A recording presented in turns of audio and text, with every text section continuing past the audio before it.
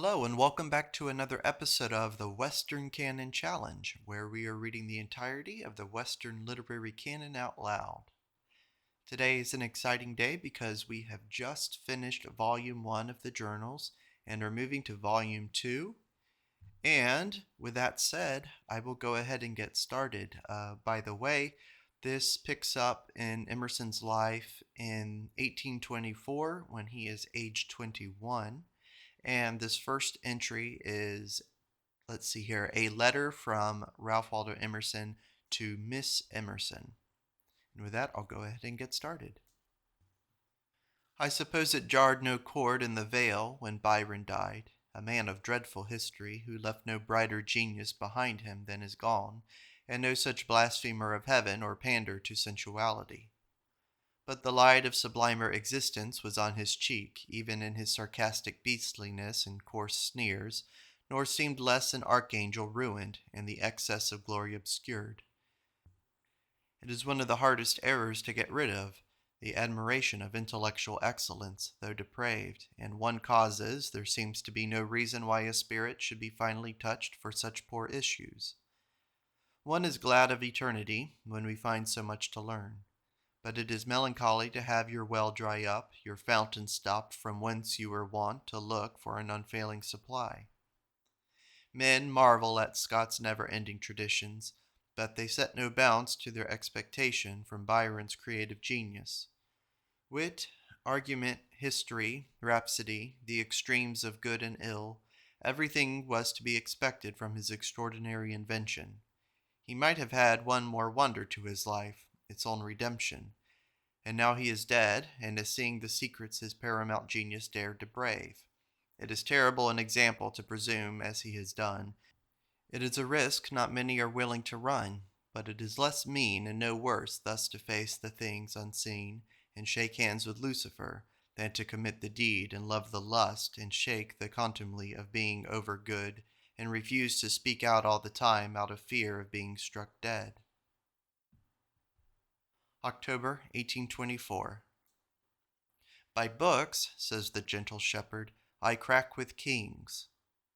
'Tis a godlike invention, which thus annihilates to all purposes of mental improvement both space and time, and suffers the solitary scholar by these silent interpreters to converse with minds, who illuminated the beginnings of the world. My memory goes back to a past immortality, and I almost realize the perfection of a spiritual intercourse which gains all the good and lacks all the inconvenience and disgust of closed society of imperfect beings. We are then likest to the image of God, for in this grateful rapidity of thought 1,000 years becomes one day. Providence has equitably distributed the highest order of minds along successive periods of time, and not clustered them all into one fortunate age. Hereby their potent influence enlightens the dark and cheers the gloom of barbarism. But an evil consequence ensues that they are deprived of that splendid enjoyment which their equal society would afford them. But as they were everywhere rise above their sinking mass in which they stand, the eye of the distant historian associates them together as in a distant prospect the vast interweaving lowlands vanish and the mountains tower above them, seeming to come together in solemn and sublime society. Emerson now speaks of a man. I am partial to one sort of portrait. I like the image my fancy presents me of a wise man well bred to a vast variety of sound learning, carrying through sun and rain, through his rambles and business, and animal reflections and filthy occupations, through visits of ceremony, and all the attitudes into which the versatile scene of life may throw him, his soul, that rich world of thought, that subtle and elegant arrangement of conceptions, ripe for communication so soon as another spirit is presented. I like a unity of purpose in a man like the oft-repeated warning of Cato. It is also my opinion that Carthage should be destroyed. Scipio also. Mr. Wilberforce never speaks in British Parliament but for slaves. Mr. Everett is the expounder of a certain practical philosophy which always breaks forth incidentally or in the plan of all his productions. In Voltaire, they who have vainly sought for any unity of character or object have been reduced to fix it in the absolute disregard of all character, object, and truth. Anacreon tried to sing of heroes, but his lyre responded only love. Byron's lyre returned but one sublime note, and it was hatred. He dreamed by day and by night but one dream himself. He hated all others and also himself. Emerson speaks of each and all. In God's system, the virtue pervades the whole world, and none so poor as not to partake. If not opulent, he may impart of his wisdom. If foolish of his strength, and so thoroughly social is our constitution that scarce an infant or idiot exists who cannot somehow or other contribute to the well-being of the universe. All are inevitably amenable to the author of their power for the right use of it, and chiefly, or in the highest degree, those who have most liberally received. Are you then chief among 10,000 in the rarest endowments of genius, or wealth of power of accomplishments? You are but the wider channels through which the streams of his goodness flow. It was a noble saying of a Stoic that wise men are the perpetual priests of the gods. Tiberius forbade they should consult the Sibylline books about the inundation. And here follows a series of Latin words, and there is no translation given. The Spanish Philips have been Tiberii. Austria today is Tiberian. 'Tis so true and common, and so bad a combination of real human elements that Tacitus might have wrought it up, as Xenophon did the character of Cyrus exempli causa. Here follows another Latin quotation. It says, Apud Leibniz de Boyle. So I'm assuming something that Leibniz wrote to Boyle. On to the next journal entry. October 8th, 1824. It is a striking feature in our condition that we so hardly arrive at truth. The final cause of this is no doubt found in the doctrine that we were not sent into this world for the discovery of truth, but for the education of our minds, and our faculties are best exercised by doubts, not by facts. The immediate consequence of this arrangement, like all other parts of human nature, has its admixture of evil. It is a productive of that skepticism which, throughout the world, combats the advancement of truth. What you say is probable, says the Pyrrhonian, but the interval is always infinite between the highest probability and certainty. I will not renounce my old opinion for what may be an error. Prove it true, and I will be converted. In opposition to this skepticism, in science, reason fights with truth, in religion, with conscience. When a pure creed is proposed and accepted by the multitude, in whom the forces of truth and conscience ordinarily overbalances the ambition of doubting, the infidelity of the wise, who alone are privy to the force of objections, is commonly kept a secret among themselves. That the number of avowed infidels is small must not be esteemed decisive on the success of Christianity. On the contrary, there are few men who cannot number in the small circle of their acquaintance one or more skeptics. There are few Christians, indeed, who have not nourished, if they don't now nourish, a latent skepticism as to some portion of their system. When one considers that such is the constitution of the human mind, that physical truth, even when established by experiments of invariable success, is forced to encounter innumerable obstacles from vulgar prejudice, as in the instance of vaccination, of Czar Peter's canals, of Harvey's blood circulation, and the like, and since great force is added to the apprehension that a metaphysical theological creed will not prosper but against infinite odds, a doubt may very naturally arise whether God would leave his dispensation of such immeasurable moment to his creatures to struggle against this mighty bias with so small chances of success. The more this objection is weighed, the more its force will be felt. We are so much the creatures of education that we find it hard to put ourselves in the place of those who lived under the imperfect religions of paganism. Christianity is much adapted to the course of human feelings, that it requires more discrimination than we are perhaps masters of to separate its fruits from the native promptings of humanity.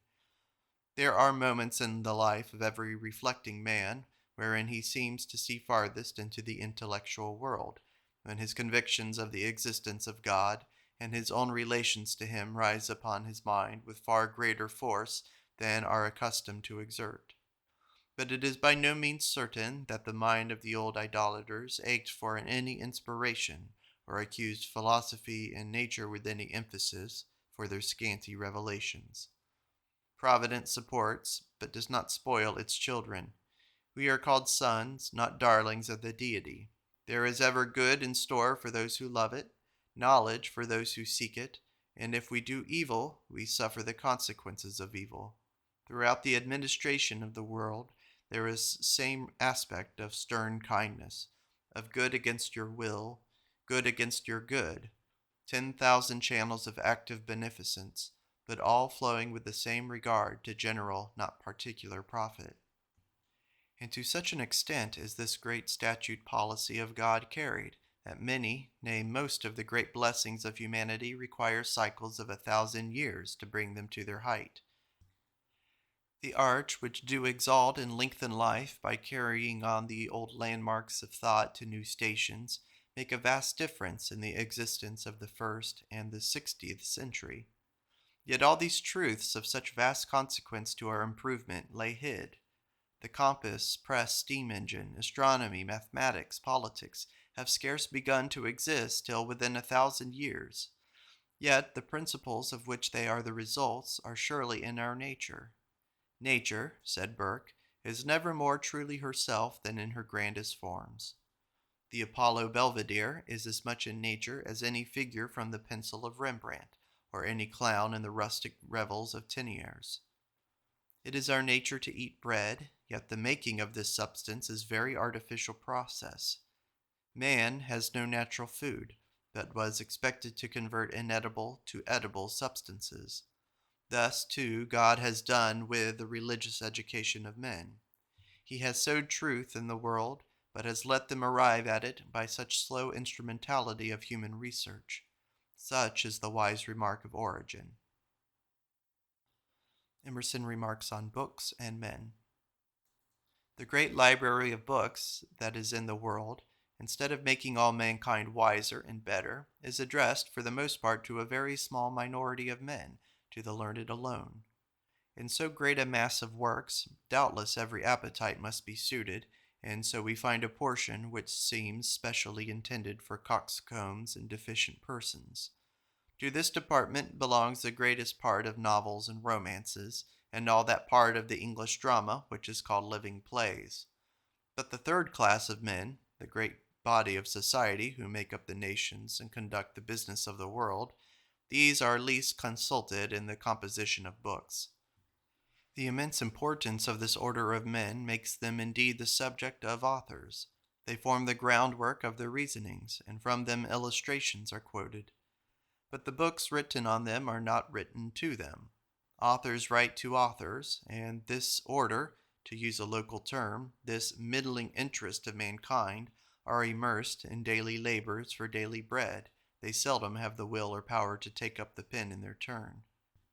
The consequence often is that they utter the same complaint as the lion in the fable, that, quote, if they were painters, etc. Emerson now speaks on writing for Americans. Now, this oversight of the greatest human interests might be excused by those political imperfections which were its cause as long as they lasted. It cannot now be excused. That portion of the community which all over Europe is called the Third Estate has righted itself by God's aid in America, and has absorbed into itself the old distinctions of nobility and office. We have plucked down fortune and set up nature in his room. Consider who are the patrons of my muse. Not a frivolous dowager queen, not an imbecile baby, born, forsooth, in a royal bed, is now to be flattered in florid prose or lying rhyme.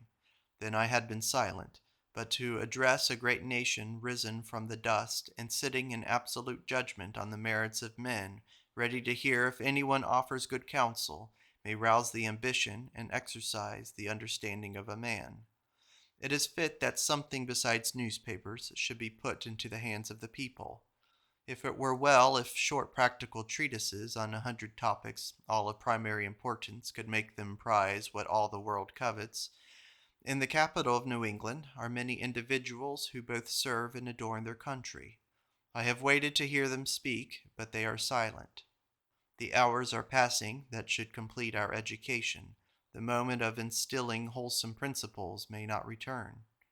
I shall therefore attempt in a series of papers to discuss in a popular manner some of those practical questions of daily recurrence, moral, political, and literary, which best deserve the attention of my countrymen. It is now 100 years since the Spectator was found duly laid on every plate in the coffee houses and palaces of London. It was a book daily read by nearly 50,000 people of every condition, and being a book of faultless persuasive morality and a sharp censor of fashionable vices, it operated with great force on the side of virtue. The common accounts say that 14,000, sometimes 20,000 spectators were sold in a day.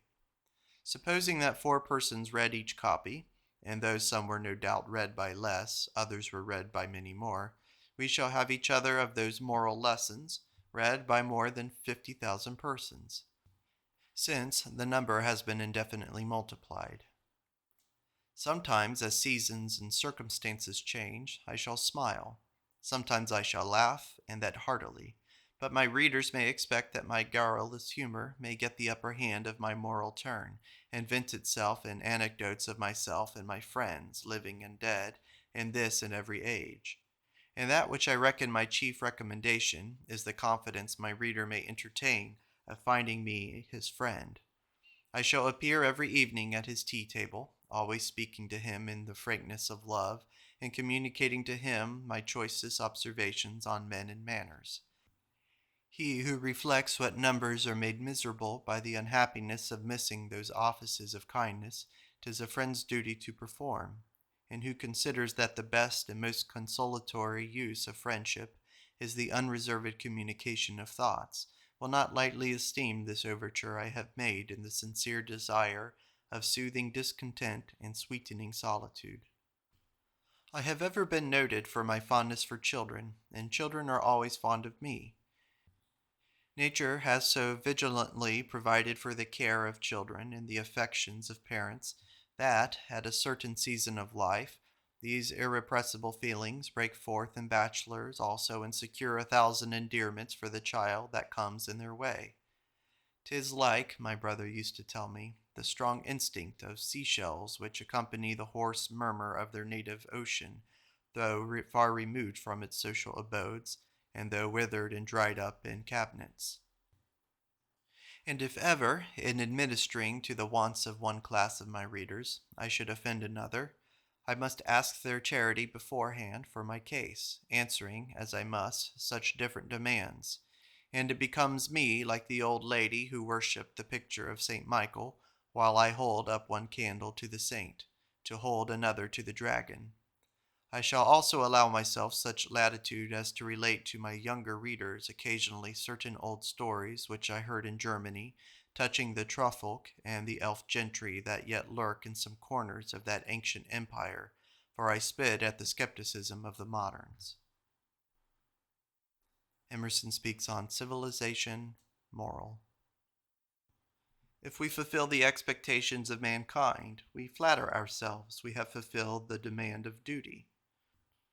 Especially are we liable to this self-deception when the tone of feeling in society runs with any strong current towards the natural obligations of conscience.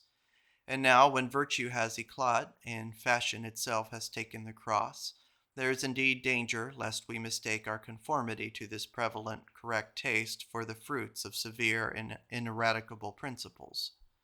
Those sacred rules of life, companions of its sorrow and its well-being, companions and elements of its eternity, the objects of its present probation, the ties by which 'tis to be bound to the universe of good beings, are not thus easily put on and off, with the succession of insignificant opinions and the customs of high life.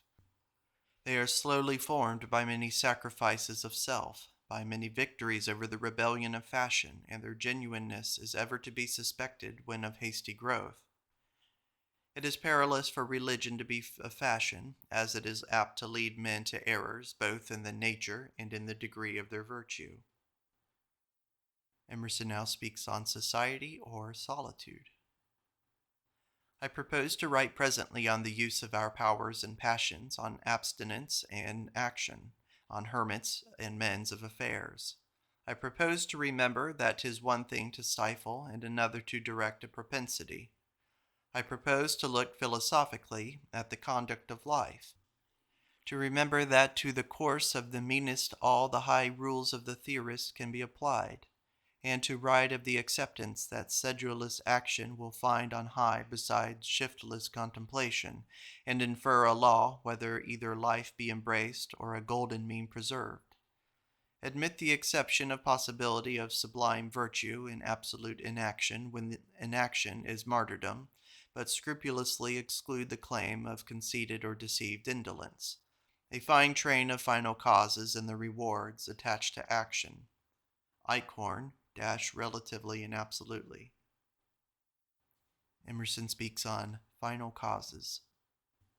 Ignorance is not a malady contracted on the earth, nor an incidental defect foreign to the purpose of our existence, but is an original want with which we were created, and which it is a chief business of life to supply. As hunger stimulates us to procure the food appointed for our sustenance, ignorance is but an appetite which God made us to gratify. December 1st, 1824.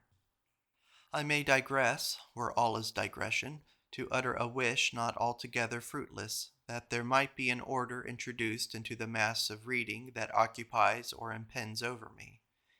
It was a reasonable advice that a scholar gave me to build in the studies of a day, to begin with solid labor at Hebrew and Greek. Theological criticism, moral philosophy, and laborious writings should succeed. Then history, then elegant letters, that species of books which is at once the most elevated amusement and the most productive suggester of thought, of which the instant specimens are the bulk of Johnson's works, as Lives of Poets, Rambler, etc., Pope's Moral Essays, and conspicuously Montaigne's Essays. Thus much for the day. But what arrangement and priority of subjects? When shall I read Greek, when Roman, when Austrian, when ecclesiastical, when American history? Whilst we deliberate, time escapes. A poor plan is better than none, as a poor law. I propose, therefore, every morning before breakfast to read a chapter in Greek Testament with its commentary. Afterwards, if time serve, Leclerc, or my reading and writing for dissertations. Then Mitford, all history is ecclesiastical, and all reasonings go back to Greece. And the day end with Milton, Shakespeare, Cicero, or Everett, Burke, Mackintosh, Playfair, Stewart, Scott, Pope, Dryden. December 10th. I confess I am a little cynical on some topics, and when a whole nation is roaring patriotism at the top of its voice, I am fain to explore the cleanness of its hands and purity of its heart. I have generally found the gravest and most useful citizens are not the easiest provoked to swell the noise, though they may be the punctual at the polls. And I have sometimes thought the election an individual makes between right and wrong more important than his choice between rival statesmen, and that the loss of a novel train of thought was ill paid by a considerable pecuniary gain.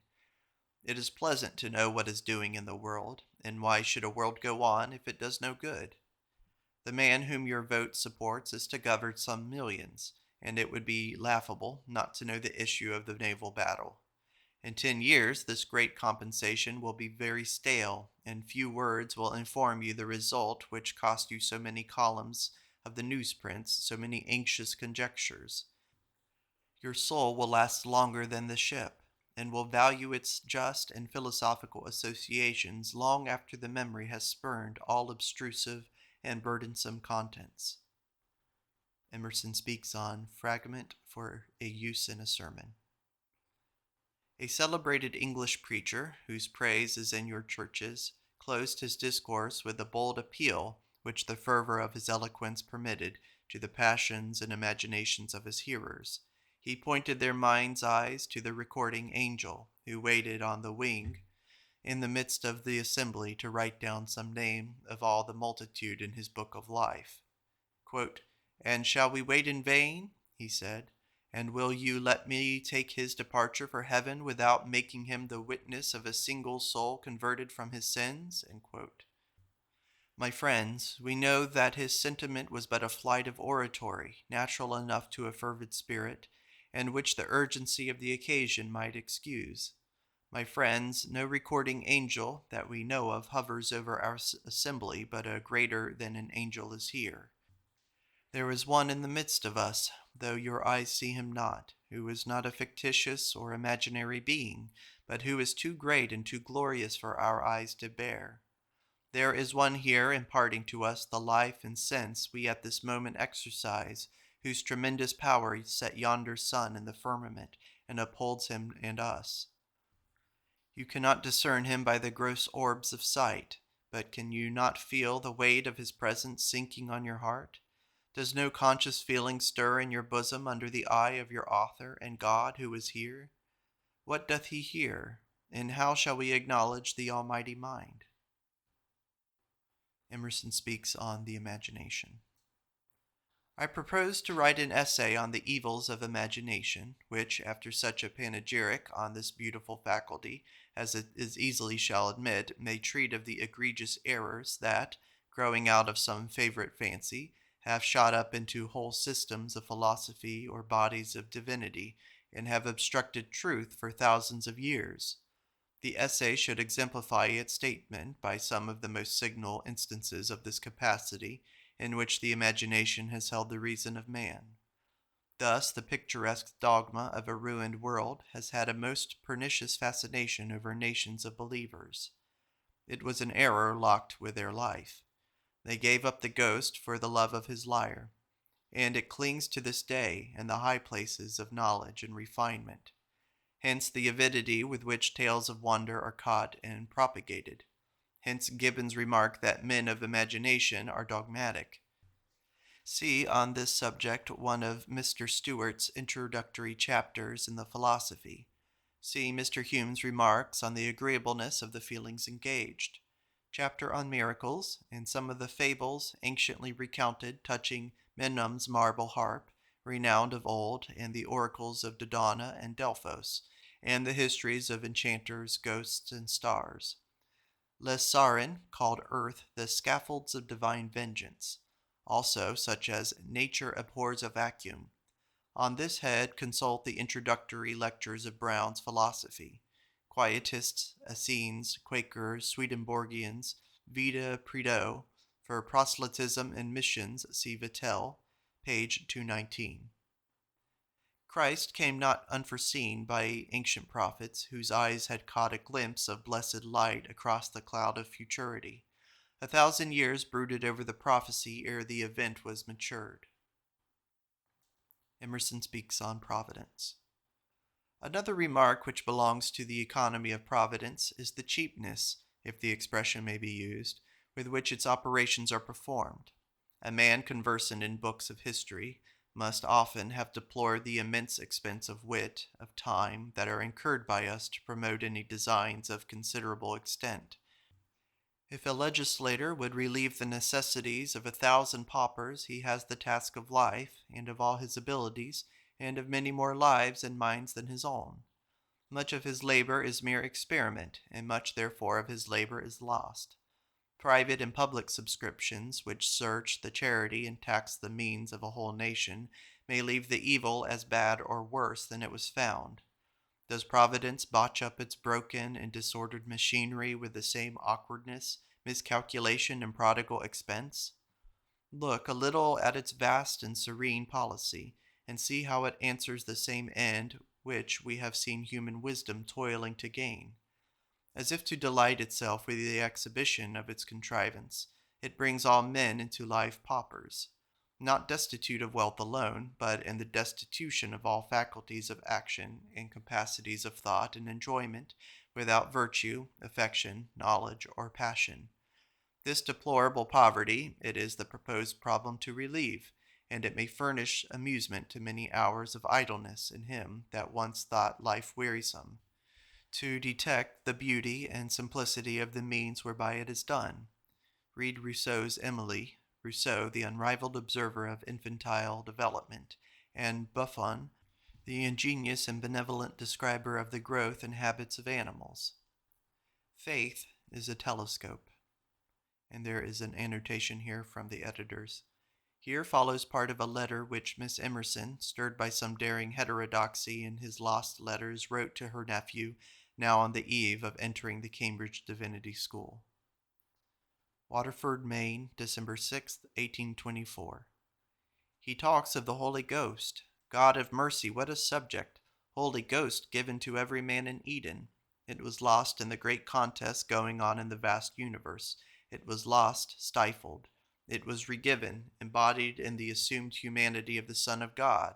And since, the reward of prayer, agony, self-immolation, dost not like the faith and the means, take thy own, or rather the dictates of fashion. Let those who love the voice of uncorrupt nature seek for supernal aid, for her in alliance with the most powerful of spirits, the Holy Ghost. Such was the ambitions of Paul, of holy martyrs. It burnt of every earthly element. It would not stoop to ask an angel's record, nor an angel's wreath. Would to God thou wert more ambitious, respected thyself more, and the world less. Thou wouldest not to Cambridge. True, they use the name Christo, but that venerable institution, it is thought, has become but a feeble ornamented ark in the great temple which the Christian world maintains to the honor of his name. It is but a garnished sepulchre, where may be found some relics of the body of Jesus, some grosser parts which he took not at his ascent, and which the college will be forgotten and buried forever beneath the flowerlets of genius and learning, if the master spirits of such as Appleton, Chalmers, and Stewart, and the consecrated Channing do not rescue it by a crusade of faith and lofty devotion.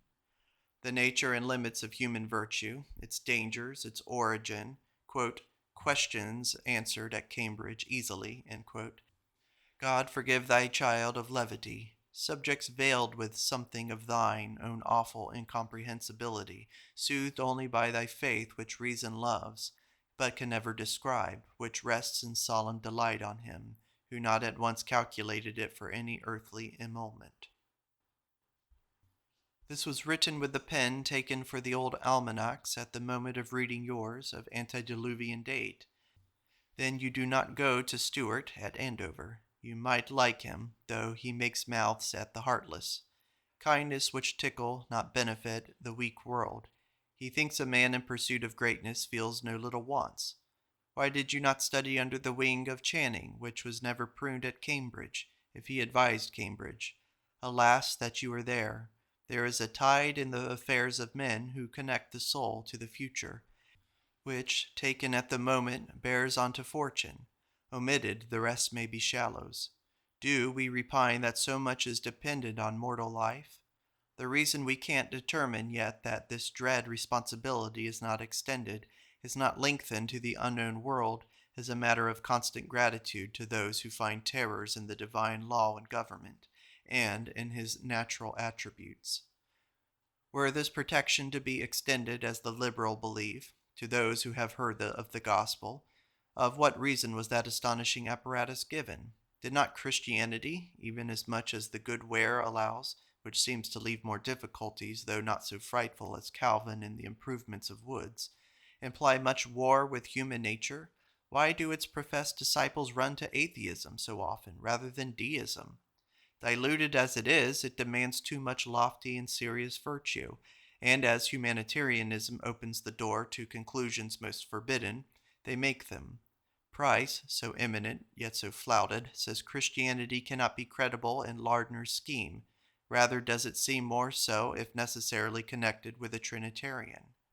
Blessed be God for the history, whether the penmen were inspired or not, of primitive religion in the Old and New Testaments. A descended being, the companion of God before time, living and suffering as he did, giving not an intimation that he provided for any earthly comfort to his disciples, leaving if but a few of the precepts and engagements which he did, contains a now to demand constant martyrdom of speculation or interest, gives and does enable its devoted children to look at death and hell with sovereignty, to call God, though so tremendously holy, to witness that while he sustains their fulfillment of his conditions, while they love him thus, he himself can do nothing against them. This deep and high theology will prevail, and German madness may be cured. The public ear, weary of the artifices of eloquence, will ask for the wants of the soul to be satisfied. May you be among others who will prove a Pharaoh to your country in times. But I wonder, because it is a penance from the design of writing. It is to say that the years of levity and pride, etc., which renders me unworthy to speak of the heights of religion, I cannot but think were in some measure owing to the atmosphere of theology, to my own speculation, to what is worse and certain, the sore of human nature. Good years of penitence restore me the last 20 years.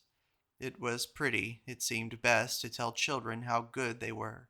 The time of illusion in childhood is past, and you will find mysteries in man which baffle genius. May the God of your fathers bless you beyond your progenitors, to the utmost bounds of your undying existence. And there's an editor's note that says, the following is probably an extract from the nephew's answer to the foregoing. December 17th, 1824. I am blind, I fear, to the truth of a theology which I can't but respect for the eloquence it begets, and for the heroic life of its modern and the heroic death of its ancient defenders. I acknowledge it tempts the imagination with a high epic, and better than epic, magnificence, but it sounds like mysticism in the ear of understanding. The finite and flitting kingdoms of this world may forget in the course of ages their maxims of government, and annul today the edict of 1,000 years. And none would be surprised if the Rome of the popes should vary in policy from the Rome of the consuls. But the administration of eternity is fickle. That the God of revelation hath seen cause to repent and botch up the ordinances of the God of nature, I hold it not irreverent, but impious in us to assume. Yet Paley's deity and Calvin's deity are plainly two beings, both sublime existences, but one a friend and the other a foe to that capacity of order and right, to that understanding which was made in us arbiter of things seen, the prophets of things unseen. When I see wise and good of all ages consenting to a single creed that taught the infinite perfections and paternal character of God and the accountableness of man, I cannot help acknowledging the first and invariably fruit of those means of information that are put in all hands. I cannot help revolting from the double deity, gross Gothic offspring of some Genevan school. I suppose you'll think me so dazzled by a flambeau that I cannot see the sun when I say that the liberality of the age, though it stray into licentiousness and deism, etc., and then the editor says the rest is missing. December 22nd, here is a poem. Whose is the bark that comes over the deep and lags on the waters while the winds are asleep? The salt foam scarce whitens the wake of its keel, scarce a motion of air can its loose sail reveal. No gay streamers aloft on its maintop are hung, no ensign declares whence its mariners sprung. Unconvoyed the dull vessel sails and forlorn, her masts have been racked and her canvas is torn. Whose is this bark, and what doth she here by this winter-bound coast in the night of the year? War is not the errand this traveler brings, for her sides are not armed with the thunder of kings. Nor for commerce she visits yon barbarous shore, which the ship of the stranger ne'er greeted before. Heave gently, dark ocean, thou bearest on thy breast the hope of mankind to its home in the west. If the tempest should bury that ship in the deep, the fortunes of nations beside it should sleep. For she brings through the vast solitudes of the sea the pride of old England, thee. What follows now is a list, it says, of authors or books quoted or referred to in journals of 1824. The Bible, Homer, Anacreon, Euripides, Horace, Tacitus, Annals, Juvenal, Origen, Boethius, Calvin, Montaigne, Essays, Hobbes, Leviathan, Shakespeare, Bacon, Essays, Henry VII, Milton, Comus, Paradise Lost, Il Penseroso, Prose Works, Pascal, Cudworth, Locke, Newton, Maclaurin's Life of, Leibniz, Letters, Leclerc, Prideaux, Wollaston, Religion of Nature, Massillon, Lardner, Reverend Nathaniel, Addison, Sarin, Young, Butler, Analogy, Pope, Essays and Poems, Montesquieu, Esprit de l'Oeil, Hume, History, Essays, Vattel, Law of Nations, Goldsmith, Retaliation and Deserted Village, Burke, Economic Reform, Paley, Natural Theology, Gibbon, Playfair, Pitt and Fox, Speeches, Franklin, Ephemeris, etc., Dugald Stewart, Philosophical Essays, Introduction to the Encyclopedia, de Stael, French Revolution, Mackintosh, Thomas Brown, Philosophy of the Human Mind, Byron, Childe Harold, Scott, Hogg, Wordsworth, Excursions, Canning, The Pilot That Weathered the Storm, Mother Goose. And that is the end of Journal 15. In the next video, we will proceed to Journal 16. Thank you for listening.